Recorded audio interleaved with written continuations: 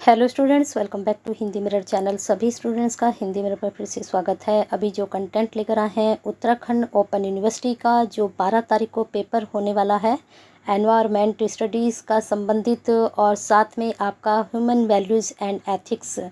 तो ये दोनों ही पेपर अलग हैं। तो आपको बता दें कि FES जो पेपर है वो BA फर्स्ट ईयर वालों के लिए है, सिर्फ A वाला जो पेपर है FES।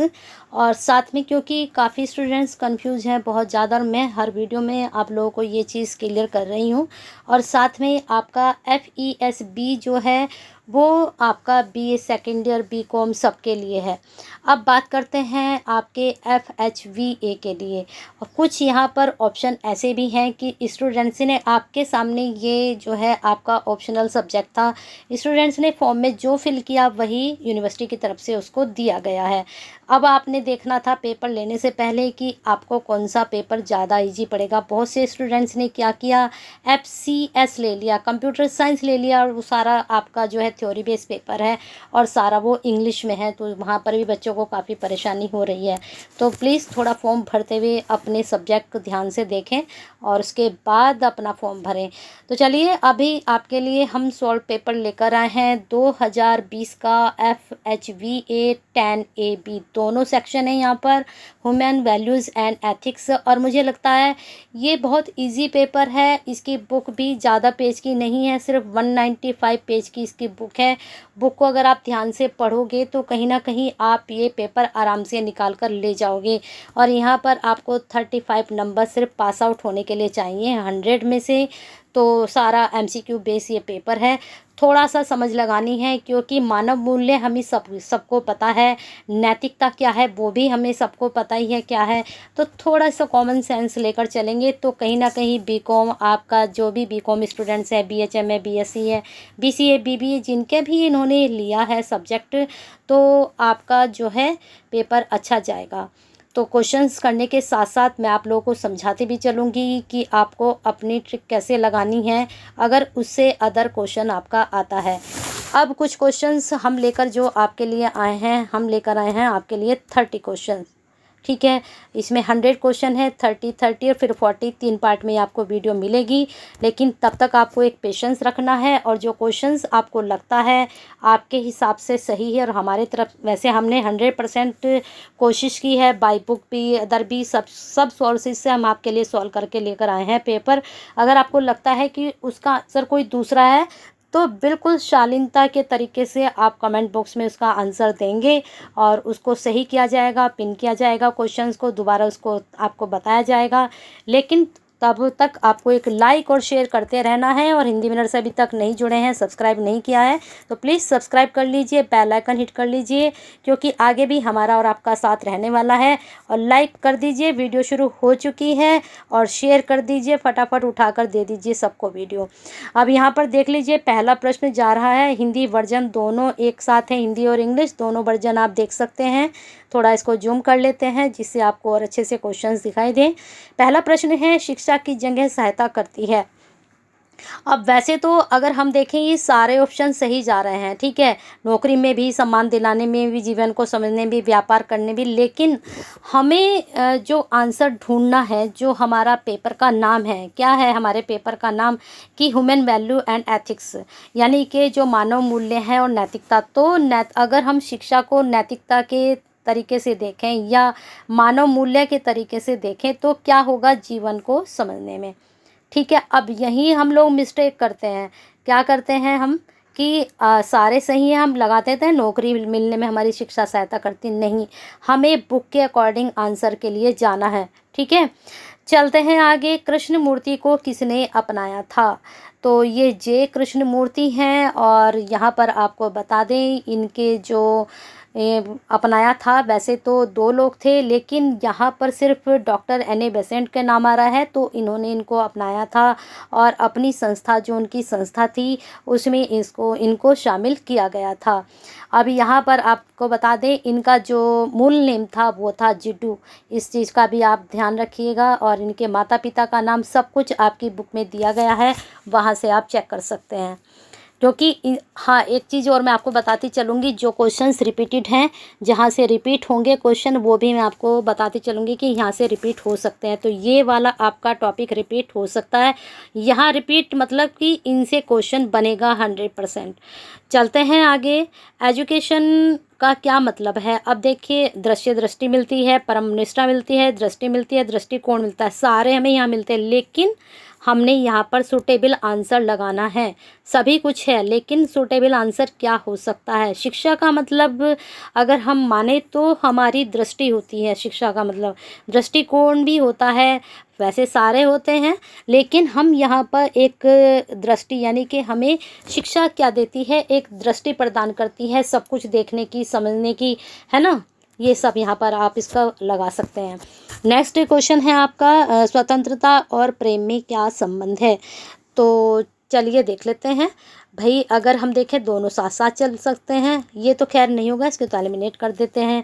दोनों में कोई संबंध नहीं है, ये भी एलिमिनेट कर देते हैं। इनमें से कोई नहीं, ये भी। तो ये दोनों साथ साथ चलते हैं। ऐसे भी आप अपने आंसर को सही कर सकते हैं। जो बिल्कुल आपको लगता है कि ये तो हो ही नहीं सकता, ये तो हो ही नहीं सकता, उसको पहले ही हटा दीजिए। बाकी आपके पास 2 ऑप्शन बचेंगे, तो उनमें से आप आराम से फिर चूज कर सकते हैं अपना आंसर। ये भी एक ट्रिक होती है MCQ करने की। भले ही आपका MCQ पढ़ा हुआ ना आए, तो इस ट्रिक से भी आप अपना MCQ बिल्कुल सही कर कर आ सकते हैं एग्ज़ाम में। अब आगे है, सम्मान उसे दिया जाता है जिससे कुछ पाने की इच्छा हो, बिल्कुल नहीं। जिससे प्रेम हो और कुछ पाने की इच्छा न हो सकता है।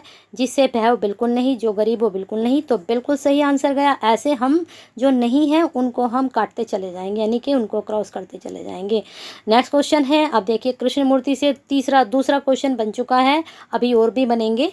कृष्णमूर्ति का जन्म कब हुआ था? तो ये आप पढ़ के जाइएगा इनके बारे में। अगर यहाँ से 3 से 4 भी क्वेश्चन बन के, तो फिर आपके 4 नंबर तो बिल्कुल पक्के हैं, है ना। और ये जो मैंने ट्रिक बताई है, इस तरह के क्वेश्चन 100% आपके 50 से अबाव बनेंगे। यहाँ पर ट्रिक लगाइएगा अपने क्वेश्चंस की, ठीक है। चलिए आगे चलते हैं। तो यहाँ जन्म आपको बता देते हैं। जन्म इनका हुआ था आपका 11 मई 1895 को, ठीक है। कभी कभी कंफ्यूज करने के लिए ऐसे भी आ जाएगा, तो इस चीज़ का भी ध्यान रखिएगा। आप सोचेंगे 95 लगा दिया, हो गया, लेकिन इधर का 18 का भी आप ध्यान रखिएगा। मैंने आपको डेट भी बता दी है, 11 मई को हुआ था इनका जन्म, ठीक है।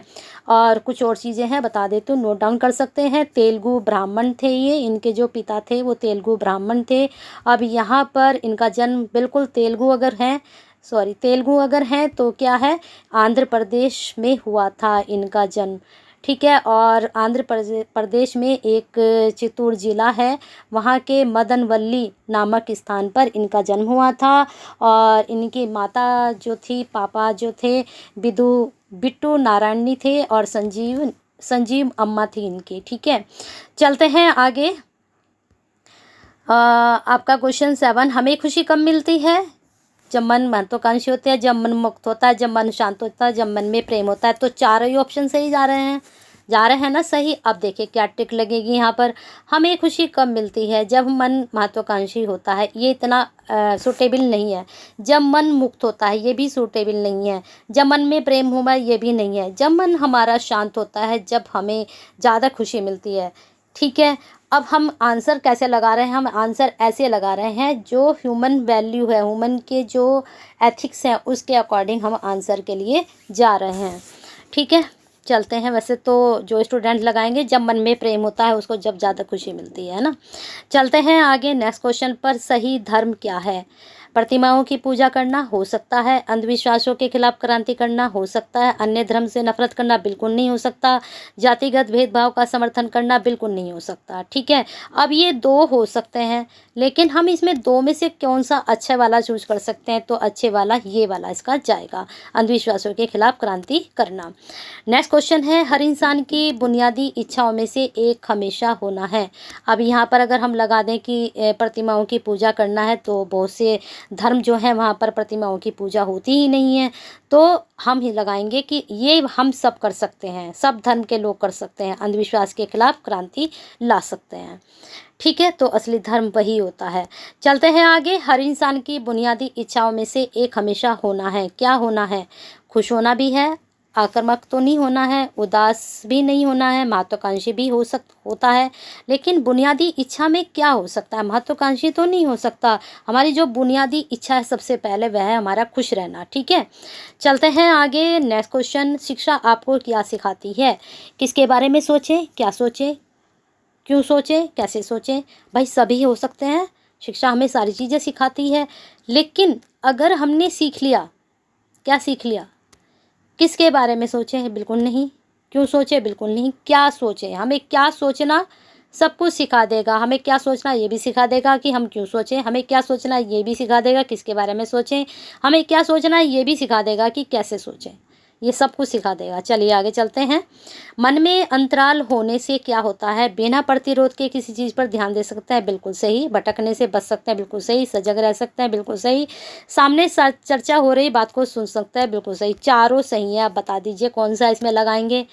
अब आप बताएंगे इसका कमेंट बॉक्स में आंसर, फिर मैं अपना आंसर बताऊंगी आपको इसका आंसर क्या जा सकता है। मेरा आंसर मुझे पता है, आप भी इसका लगाइए, क्योंकि ये इस तरह के क्वेश्चन हैं। देखते हैं आप कितना टिक अपना सही लगाते हैं। चलते हैं आगे 12 पर। एक इंसान के पास 4 आयाम हैं, एक विचार है, काम है, प्राप्ति है। अब ये दूसरा कौन सा है? अब हमारे मन में विचार आया, हमने क्या किया? आक्रामकता दिखाई? नहीं, बिल्कुल नहीं। उत्साह दिखाया? हो सकता है। व्यग्रता नहीं दिखाई? बिल्कुल नहीं। अब यहाँ पर 2 हैं, उत्साह और व्यवहार। तो हम किस चीज़ से अपने, हमारे मन में कोई विचार आया, हमने उत्साह दिखाया, हमने अपना काम किया और फिर हमने उसकी प्राप्ति कर ली, हो सकता है। लेकिन अगर हमारे मन में कोई विचार आया और हमने उसके प्रति व्यवहार किया, तो हम अपना काम भी बना सकते हैं और अपना जो फल है उसको भी प्राप्त कर सकते हैं। दोनों इसमें जा सकते हैं। मेरे हिसाब से ए इसका सही है। आप अपना बताइएगा आपका क्या जा रहा है। नेक्स्ट क्वेश्चन है, विद्यालय का होना कब सार्थक होता है? तो जब शिक्षक और छात्र दोनों ही जानेंगे कि क्या सोचा जाए। जब विद्यालय में प्राप्त भौतिक साधन हो, बिल्कुल सही। भौतिक एक बार को नहीं हो सकता, लेकिन जब शिक्षक व छात्रों की सोच विपरीत हो, बिल्कुल नहीं हो सकता। हमारी विपरीत होगी तो हम काम ही नहीं कर सकते हैं। जब छात्र को सिखाया जाए कि वह क्या सोचे, तो यहाँ तो सिर्फ छात्र सोच रहा है, यहाँ हम दोनों सोच रहे हैं, शिक्षक भी और छात्र। तो मुझे लगता है ये वाला ज़्यादा सही जाएगा। चलते हैं आगे 14 पर। किसी भी मानव समाज की मूल इकाई है, तो समाज किससे बनता है? बताइए। समुदाय से, सरकार से, धर्म से? भाई पहले तो एक व्यक्ति ही आएगा ना समाज में, उसके बाद ही तो समुदाय बनेगा, उसी के बाद तो सरकार बनेगी, उसी के बाद तो धर्म बनेगा। सबसे पहले व्यक्ति आएगा। तो मूल इकाई पूछा है उसने। वैसे समाज सबसे ही बनता है, लेकिन मूल इकाई पूछा है, यानी कि शुरुआत कहाँ से होती है, तो वह होती है एक व्यक्ति से। चलते हैं आगे नेक्स्ट क्वेश्चन पर। मैं समझाती भी इसलिए चल रही हूँ कि जिससे आपके क्लियर सीधे सीधे आंसर बता दूंगी, तो शायद आपका जो आने वाले क्वेश्चन है आपके टाइम में, तो जो प्रीवियस क्वेश्चन पेपर भी हैं, अगर आप उनको खुद से भी सॉल्व करते हो तो आपको थोड़ा एक आइडिया हो जाएगा कि हमें इन क्वेश्चंस को कैसे सॉल्व करना है। ईश्वर की खोज के लिए आवश्यक है। अब यहाँ कुछ इस तरह के ऑप्शन हैं कि हम इसमें से कोई सा भी सही नहीं लगा सकते। आप मित्रों के साथ हो नहीं, पति पत्नी के साथ हो नहीं, आप व्यवसाय में हो नहीं, उपरोक्त में से कोई नहीं, बिल्कुल सही जा सकता है। लेकिन थोड़ा सा यहाँ अगर हम अपना कैलकुलेशन लगाएं, तो आपने सुना होगा काम ही पूजा है। ठीक है, तो अगर आप अपने काम पर ध्यान देते हैं, अपने व्यवसाय पर ध्यान देते हैं, तो आप कहीं ना कहीं ईश्वर की खोज करते हैं, और वो व्यवसाय बिल्कुल सही हो और वो आपको ईश्वर के समीप भी ले जाए अपने काम के साथ साथ। कहा आपने ये सुना होगा काम ही पूजा है। ये मैंने एक आइडिया के अकॉर्डिंग आपको बताया है, लेकिन इसका ये आंसर ज़्यादा सही जा रहा है, उपरोक्त में से कोई नहीं। ठीक है, चलते हैं आगे। प्राकृतिक स्वीकृति, क्योंकि ये आंसर अगर हम बुक के अकॉर्डिंग देखें तो ये वाला ही आपका सही जाएगा। बाकी चैप्टर में से देखेंगे कि आंसर इसका सही जा रहा है। प्राकृतिक स्वीकृति और जानने की 2 मुख्य प्रक्रियाएं हैं। अब प्राकृतिक स्वीकृति तो आ गई। प्राकृतिक स्वीकृति और जानने की मुख्य 2 क्रियाएं कौन सी हैं? एक तो आप प्रकृति में सीखते हो, और एक आप कैसे सीखते हो? स्वार्थ के कारण तो नहीं सीखते, आत्म प्रशंसा के कारण तो नहीं सीखते, आत्म अन्वेषण के द्वारा सीख सकते हो, आत्म अस्वीकृति के बारे भी नहीं सीख सकते हो। आप आत्मा से स्वीकार करोगे चीज़, जब भी तो आप सीखोगे। तो आप जब जानोगे किसी चीज़ को, जब आत्म अन्वेषण करोगे, खोज करोगे, है ना। चलते हैं, आप जो आपका जो है सेल्फ एक्सप्लोर करोगे, तभी आप किसी चीज़ को जान पाओगे। नेक्स्ट है फीलिंग इज, महसूस करना क्या होता है? The kind of reaction, the express of anger, have to hold, to interrupt. तो अब यहाँ पर हमने क्या करना है, अब भाई इसमें से महसूस करना एक प्रतिक्रिया भी हो सकती है, क्रोध करना तो नहीं होगा, धारण करना भी हो सकता है, अर्थ लगाना भी हो सकता है। तो यहाँ पर अगर हमने कहा ना कि जैसे किसी ने कहा कि भाई अच्छा तुम आ गए, तुम्हें कैसे पता चला? कि मैंने महसूस किया, ऐसे बोलते हैं ना। तो उसमें क्या होता है, मैंने अर्थ लगाया कि आज कौवा बोल रहा है तो कोई आएगा, ऐसे तो हम इंटरप्ट करते हैं, महसूस करने को हम इंटरप्ट कह सकते हैं। आगे है, शरीर की क्या आवश्यकताएं होती हैं? उचित उपयोग, सुरक्षा, पोषण, उपरोक्त सभी। तो मुझे लगता है सभी चीज़ें होंगी है शरीर के लिए। उचित उपयोग भी होगा शरीर का, सुरक्षा भी होगी, पोषण भी होगा, बहुत ईजी है। चलते हैं आगे 19 पर। मंदिर में प्रवेश करना या ना करना क्या है? ईश्वर का बनाया नियम है? बिल्कुल नहीं, ईश्वर ने नहीं कहा।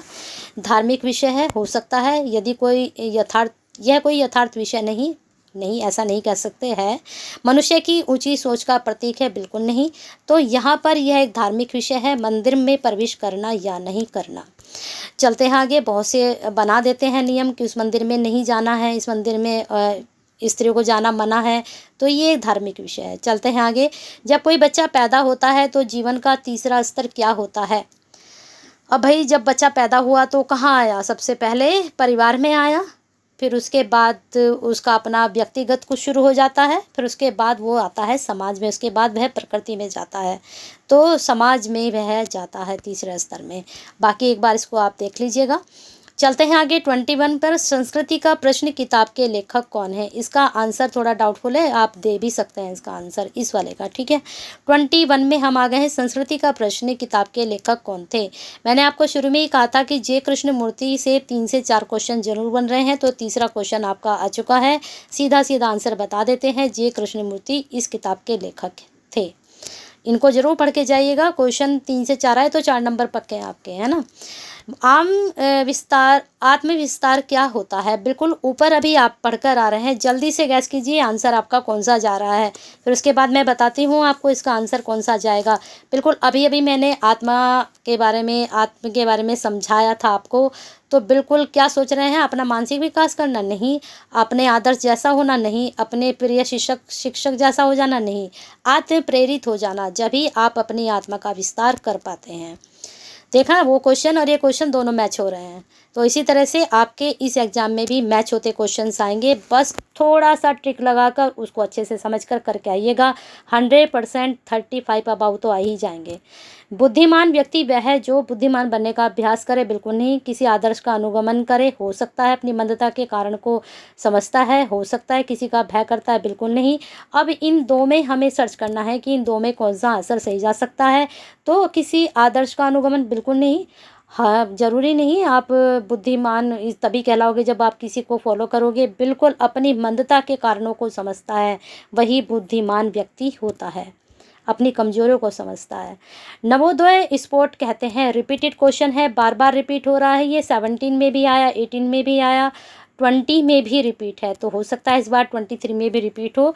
दूसरों के समान होना, अपनी जाति के समान होना, अपनी जाति का विरोध, ये तो हो ही नहीं सकता। खैर, अपनी जाति से एकदम भिन्न होना, तो ये 3 में से हम देख सकते हैं 24 का अगर आप आंसर लगा रहे हैं, ये दूसरे के समान होना, तो बिल्कुल सही लगा रहे हैं।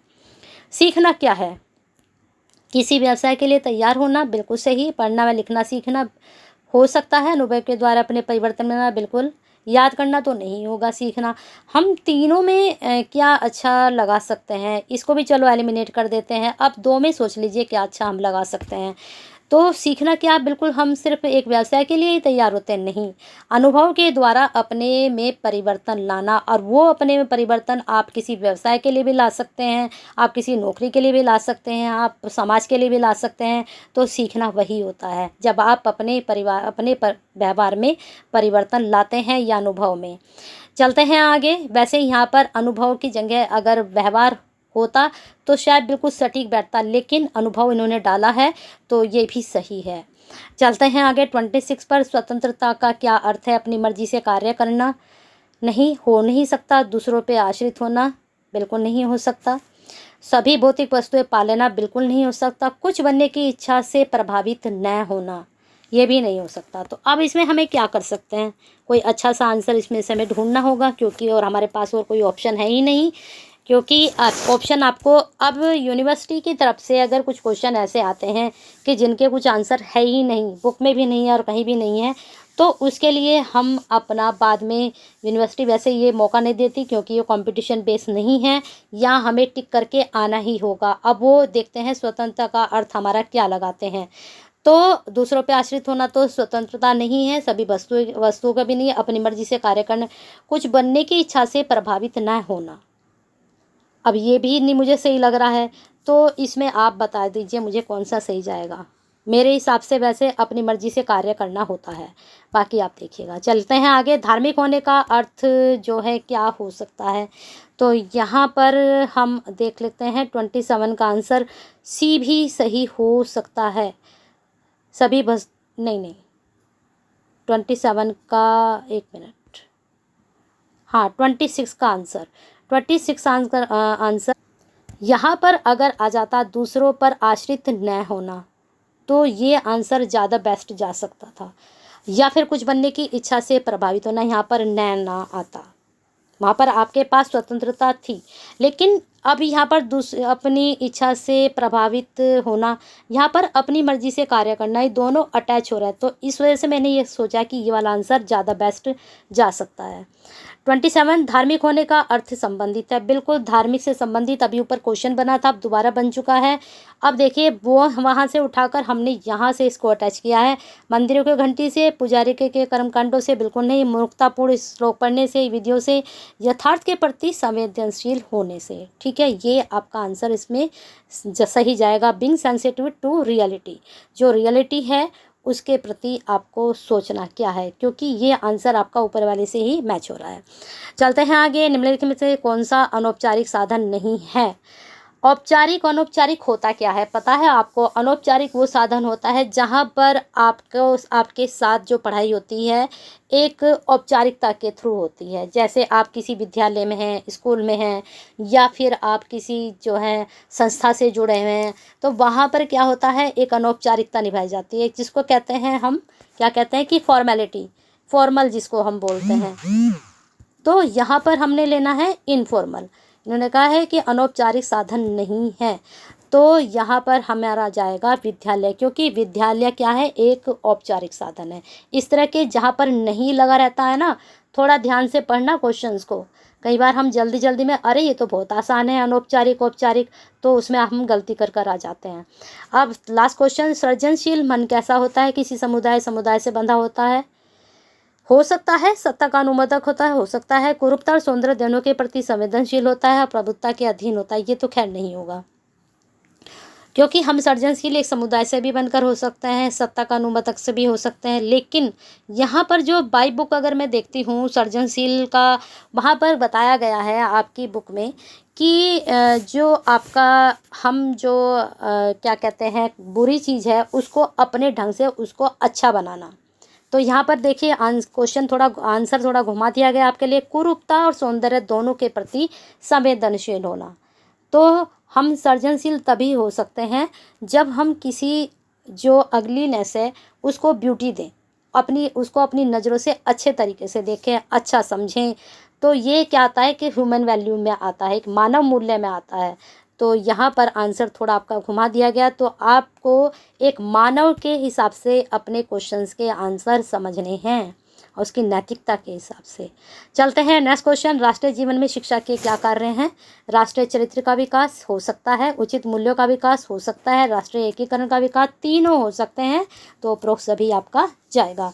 अब 30 क्वेश्चन आप तक पहुंच चुके हैं। अब फटाफट एक लाइक कर दीजिए और उठा के वीडियो दूसरों को पकड़ा दीजिए, शेयर कर दीजिए, और साथ में कमेंट बॉक्स में जो आंसर आपको सटीक लगते हैं उसके आप बता सकते हैं, लेकिन ऑथेंटिक आंसर ही आप दीजिएगा। ठीक है, ऑथेंटिक आंसर आपके पास हो तभी मुझे शेयर करना और फीडबैक ज़रूर भेजें। बाकी के क्वेश्चन के साथ मिलते हैं नेक्स्ट वीडियो में।